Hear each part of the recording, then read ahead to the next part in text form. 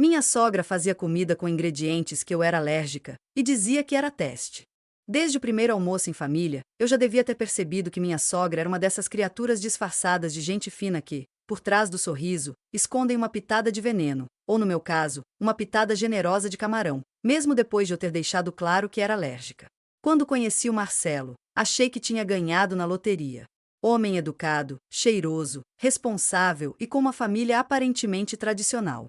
O tipo que posta foto de macarronada de domingo e tem foto com a avó na carteira. Só que o que eu não sabia era que por trás daquela fachada de família feliz morava uma sogra que tinha o dom de transformar qualquer refeição em episódio de sobrevivência. A primeira vez que fomos almoçar na casa dela, levei um vinho, me arrumei toda e ainda fiz questão de ajudar a pôr a mesa, como boa nora esforçada. Aí vem ela com aquele sorriso de atriz de novela das 6, me abraça, fala que eu sou magrinha demais e que vai me engordar com a comida dela. A mesa estava posta com fartura, lasanha de frutos do mar, salada com molho de castanha e um tal de arroz cremoso com creme de leite e requeijão. Tudo que eu mencionei, num papo leve com Marcelo semanas antes, que eu não comia por causa das minhas restrições. E não era frescura não, era alergia mesmo, daquelas que incham a cara da gente até parecer que brigou com enxame de abelha. Quando eu olhei para aquilo, já fui dizendo com jeitinho, nossa, sogra, parece tudo uma delícia, mas será que não tem camarão na lasanha? É que eu sou alérgica, viu? E ela, com a cara mais lavada do planeta, solta um: ah, mas é só um pouquinho, quase nem tem. E a gente nunca sabe se a alergia é real se não testar de vez em quando, né? Eu ri de nervoso, olhando pro Marcelo como quem diz é sério isso. E ele só fez aquele gesto de deixa, ela é assim mesmo, como se fosse absolutamente normal envenenar alguém por hobby. Tentei me esquivar educadamente, dizendo que ia ficar só na saladinha, mas adivinha? Molho de castanha. Também sou alérgica. Você não come nada, hein? Ela soltou, com aquela voz carregada de julgamento. Acabei beliscando um arroz branco meio sem graça e um pedaço de pão que achei na cozinha, porque meu instinto de sobrevivência falou mais alto. E saí de lá com a barriga roncando e o pressentimento de que aquela mulher ia me dar trabalho. O que eu não sabia era que aquilo era só o primeiro round do que eu hoje chamo de MasterChef, edição sabotagem da sogra, e que nas semanas seguintes ela ia transformar a minha dieta em um campo minado, tudo sem querer, claro. Segundo ela, tudo fazia parte de um teste para ver se eu era boa mesmo pro filho dela. Acredita? Depois daquele almoço caótico, eu jurava que Marcelo ia conversar com a mãe dele, explicar melhor sobre as minhas restrições, sei lá, colocar algum limite. Mas ao invés disso, ele veio com aquele papo conciliador de ela não fez por mal, é só meio esquecida mesmo e eu, tentando manter a boa convivência, respirei fundo e deixei passar. Só que minha sogra parecia ter descoberto ali um novo tipo de entretenimento. Me servir pratos potencialmente fatais e fingir que era tudo um grande mal-entendido. Teve um dia que ela mandou uma quentinha pro Marcelo levar pro trabalho e, sabendo que a gente sempre almoçava juntos, adivinha o que veio dentro? Uma torta de frango com catupiry. Isso mesmo, catupiry, que pra mim é praticamente veneno embalado em embalagem de requeijão. Quando abri, já senti aquele cheiro que me embrulha o estômago só de pensar. Marcelo deu uma risadinha e disse: será que tem leite? Como se fosse um jogo de adivinha. Eu falei: tem sim, e muito. E ele só respondeu: ah, ela esqueceu de novo. Esqueceu pela segunda vez, né? Porque 3 dias depois fomos jantar na casa dela e ela me ofereceu um creme de abóbora com um toque especial. Desconfiada, perguntei qual era o toque. Requeijão, minha filha. Pra ficar cremoso. Eu olhei para ela olhou de volta como se estivesse me desafiando, com aquele sorriso falso de quem sabe muito bem o que tá fazendo. Mas eu não posso com leite, lembra? E ela, como se tivesse me pegado numa mentira, falou: você falou que era alérgica a camarão, nunca disse nada de leite. Mentira. Eu falei sim. Falei na primeira semana, falei de novo no almoço passado, e falei pro Marcelo umas 1000 vezes. Mas para ela, era mais interessante fingir que eu estava inventando moda. E para piorar, ela começou a lançar comentários maldosos tipo: na minha época, o povo comia de tudo e ninguém morria. Ou então você deve ser dessas que lê na internet e acha que tem alergia só para chamar atenção.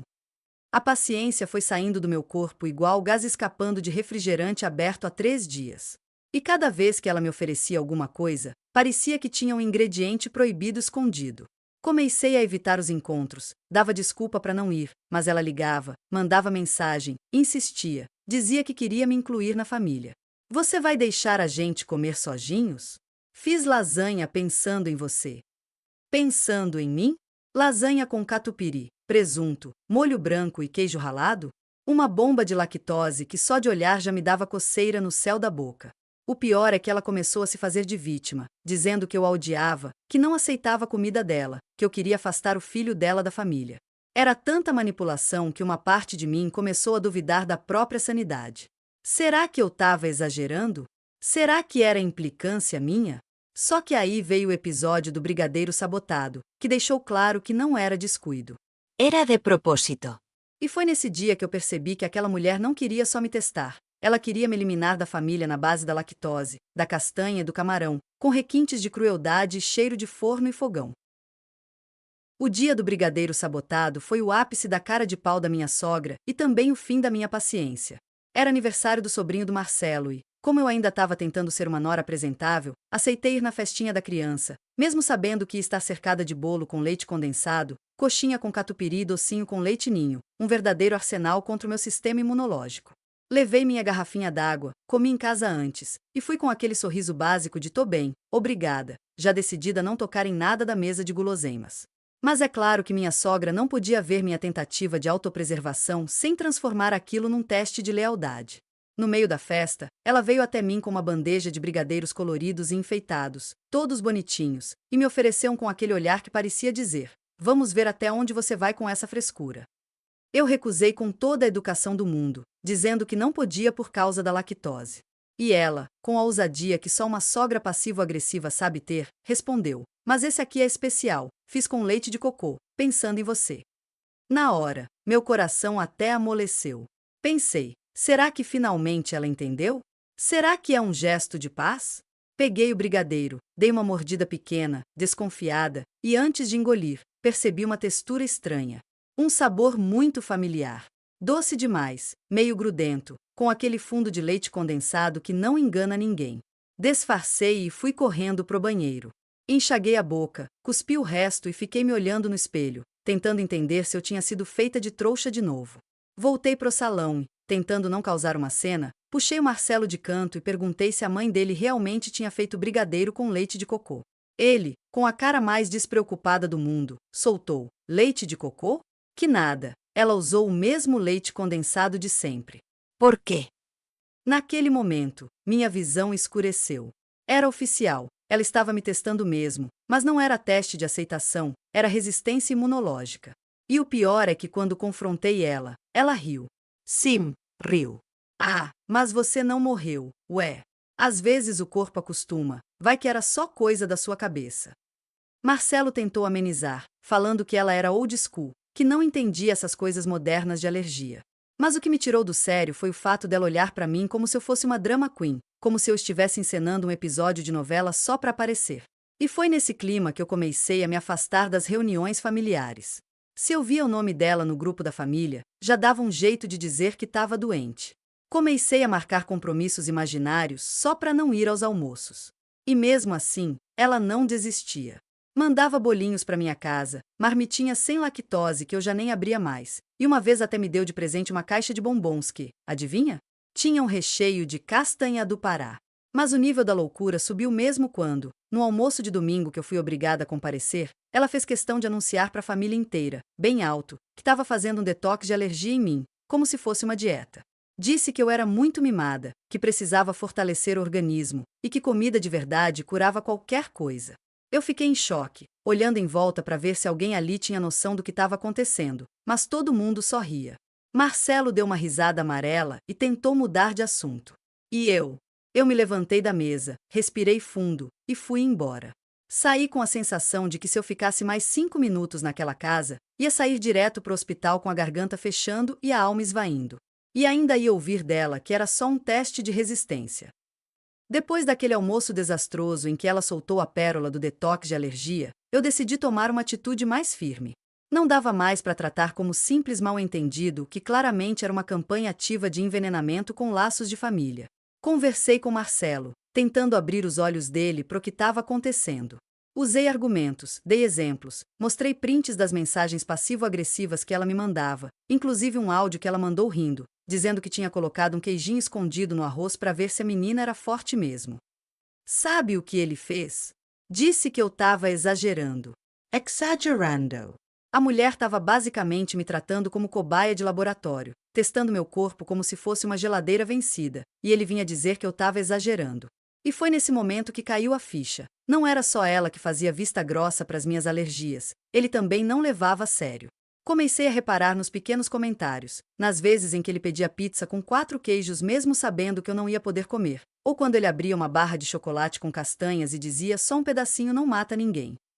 Eu estava cercada de sabotagem disfarçada de amor. Mas o que realmente me fez tomar uma decisão drástica foi o aniversário da sogra.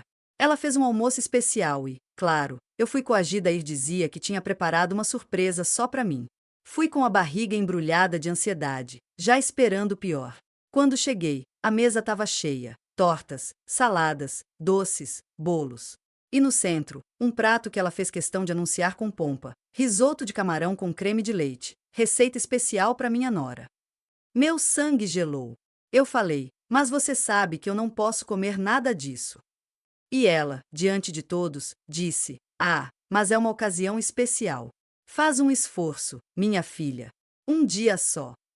Parecia até pegadinha. Todo mundo ficou em silêncio. Eu olhei para o Marcelo, esperando que ele, pela primeira vez, se posicionasse. Mas ele só abaixou os olhos e disse: é o prato favorito dela, come só um pouquinho. Naquele momento, eu entendi que ninguém ali estava preocupado com minha saúde. Era como se minhas alergias fossem um capricho, uma fase, uma coisa da minha cabeça. Mas não era. Meu corpo já tinha provado isso várias vezes. E para provar mais uma, bastaram 10 minutos depois de eu dar uma garfada distraída num arroz que, aparentemente, não tinha nada demais. Minutos depois, comecei a sentir o rosto formigando, a língua inchando, a garganta fechando. Pedi um anti-histamínico. Ninguém tinha. Pedi para ir ao hospital, e ela ainda teve a audácia de dizer: ah, para de drama. É psicológico. Saí de lá levada por um primo do Marcelo, toda empelotada, com a pele vermelha e ardendo como se tivesse tomado sol de 12 horas por 3 dias seguidos. No hospital, o médico confirmou que era uma reação alérgica grave e me deu um sermão que, sinceramente, era mais para eles do que para mim. Disse que se isso se repetisse, eu podia entrar em choque anafilático. E foi nesse momento, deitada numa maca, com soro no braço e a cabeça girando, que eu tomei a decisão mais sensata da minha vida. Eu ia me afastar da sogra, do Marcelo e de qualquer pessoa que achasse normal brincar com a minha saúde como se fosse teste de resistência do No Limite. Porque se para fazer parte daquela família eu tinha que me arriscar a morrer num almoço, então era melhor almoçar sozinha mesmo, com meu pãozinho sem glúten e minha saladinha segura, do que sorrir para quem tá te matando aos poucos, disfarçado de carinho. Depois daquele dia no hospital, a ficha caiu de vez. Ou eu cortava de vez esse cordão umbilical tóxico com a sogra, ou a próxima visita podia ser direto pro caixão com a cara toda inchada de camarão. E acredite, nem nesse cenário ela ia admitir culpa, ia jurar que foi porque eu comi sem bênção. Quando recebi alta, ainda meio grogue do soro e dos antialérgicos, Marcelo me levou para casa e, no caminho, ele teve a coragem de me dizer que eu estava sendo radical demais. Radical. Ele achou que o problema era minha postura e não a mãe dele literalmente me envenenando por esporte. Aí eu respirei fundo, contei até 20 e disse com toda a calma do mundo que ele podia continuar na casa da mamãezinha, comendo risoto mortal de camarão com creme de leite e castanha de caju em pó se quisesse, mas eu estava fora. A cara dele foi de espanto, como se eu tivesse anunciado que ia me mudar para Marte. Ele perguntou se eu estava terminando com ele, e eu respondi que estava terminando com o ciclo de autoanulação que eu vivia desde que entrei naquela família. E sabe o que ele fez? Disse que eu estava levando tudo a ferro e fogo, que dava para conversar. Conversar o quê, Marcelo? Como negociar com alguém que acha que alergia é frescura e que sabotagem alimentar é tradição de família? Nos dias seguintes, ele mandou mensagem, ligou, tentou pedir desculpas. Mas nunca pela gravidade real da coisa, só pelo mal-entendido, como se tudo fosse fruto da minha imaginação fértil e do meu temperamento difícil. E como um bônus da vida, minha sogra começou a espalhar pela família inteira que eu tinha surtado, que era desequilibrada, que fazia cena e me vitimizava o tempo todo. Disse que eu tinha inventado as alergias, que eu era uma dessas moças da internet que segue moda de dieta e que não sabia cozinhar, por isso inventava desculpa para não comer comida de verdade. Fiquei sabendo por uma prima distante do Marcelo que ela estava dizendo até que eu era do tipo que ia no hospital só para chamar atenção. E o mais doentio de tudo é que ela falava isso com orgulho, como se tivesse vencido uma guerra, como se tivesse desmascarado uma farsante. Mas o mundo dá voltas, minha filha, e a volta que ele deu nesse caso veio com o convite de casamento de uma prima do Marcelo. A tal prima, que sempre foi educada comigo, fez questão de me chamar e disse que não queria se meter em confusão, mas que adoraria me ver lá. Fiquei em dúvida se ia ou não, mas no fundo, sentia que era minha chance de reaparecer, linda, saudável, viva e claramente não morta por camarão.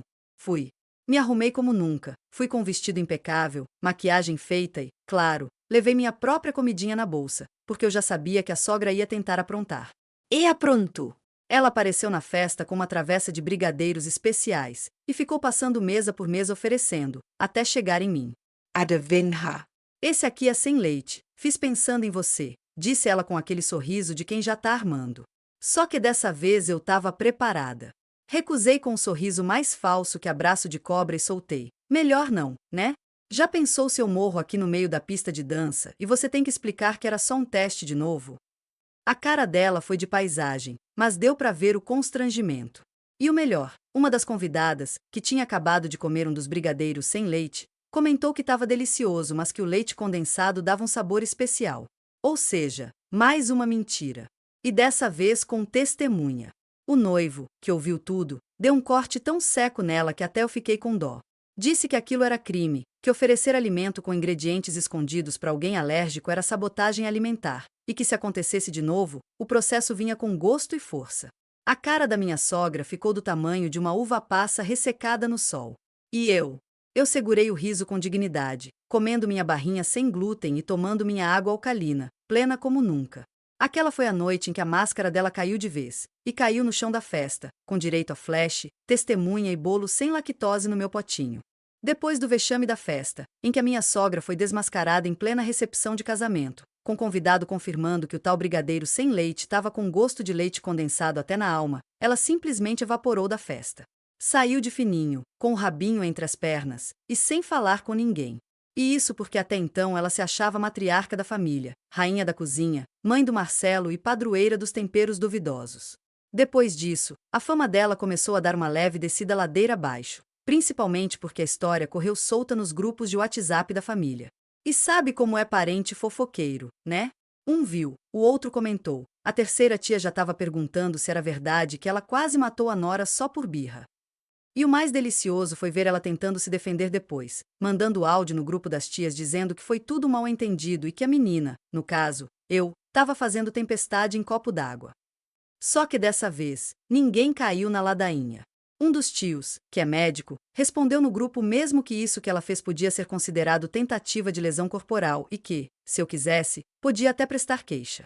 E olha, se tem uma coisa que minha sogra detesta mais do que perder o controle, é perder a pose. Ela ficou sem reação, deixou o grupo no dia seguinte. Desde então, parou de aparecer nos encontros de família. Um alívio coletivo, diga-se de passagem. Marcelo, por outro lado, ficou mais sem graça do que pão amanhecido. Tentou se reaproximar, mandou mensagens dizendo que agora entendia melhor o que eu estava sentindo, que revendo tudo, talvez a mãe dele tenha passado um pouco dos limites. Talvez. Marcelo? Talvez? Tua mãe quase me levou pro necrotério por causa de um brigadeiro, e você ainda tá na dúvida? Aí ele marcou de conversar comigo pessoalmente, quis se explicar, disse que me amava, que queria consertar as coisas. E eu fui. Porque apesar de tudo, eu ainda gostava dele. A gente se encontrou num café, e pela primeira vez eu vi no olhar dele um pouco de culpa verdadeira.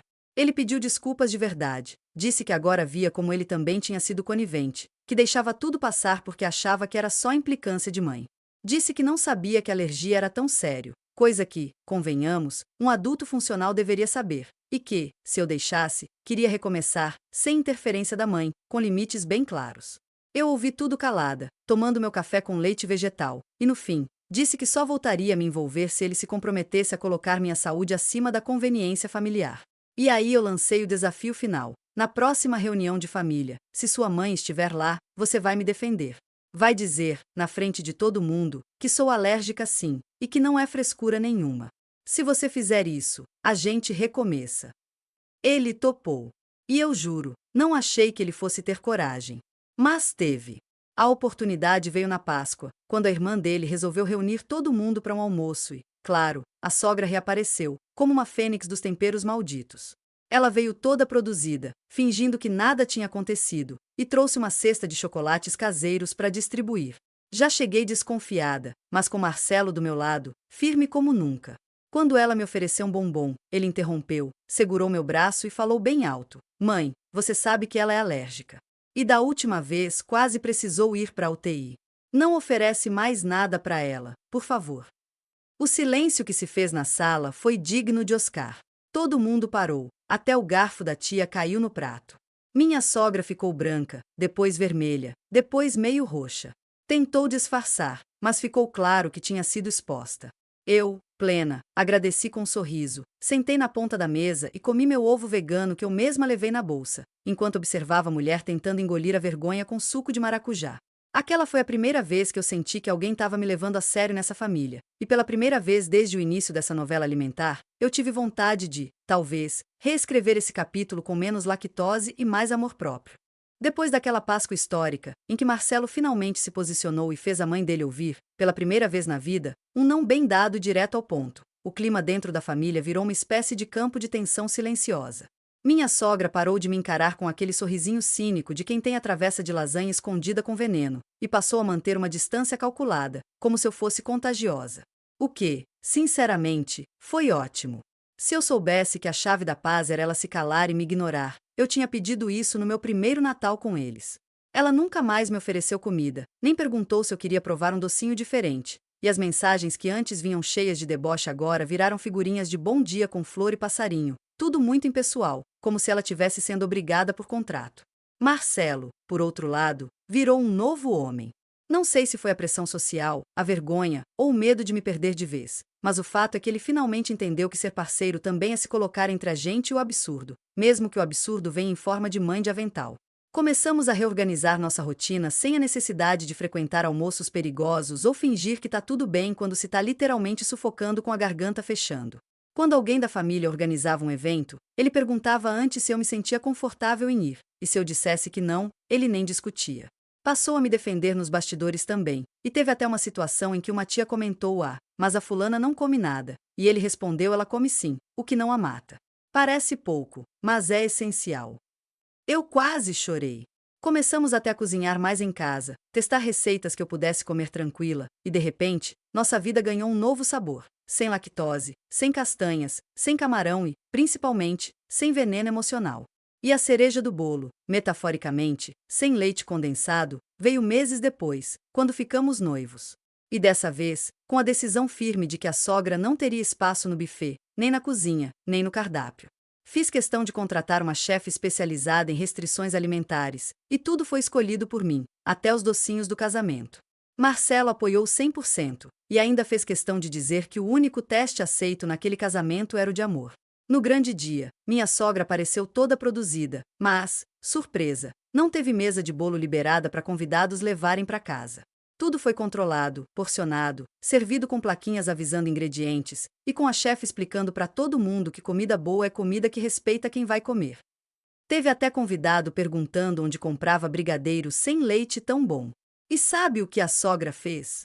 Certo. Coço. Não. Ela ficou muda. Sentou na mesa do canto e comeu saladinha. Ninguém morreu. Ninguém inchou. Ninguém precisou de antialérgico.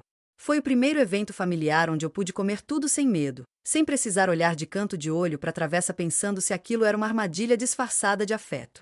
E ali, com um garfo na mão e um mini quiche de batata doce no prato, eu percebi: o problema nunca foi minha alergia. O problema sempre foi a necessidade dela de controlar tudo, até o que os outros colocavam no próprio prato. Mas agora, no meu prato e na minha vida, só entra o que eu permito. E se tem uma coisa que essa história me ensinou, é que gente que usa comida como forma de manipulação emocional não merece nem pitada de atenção. Muito menos lugar à mesa. Se inscreve e ativa o sininho para mais.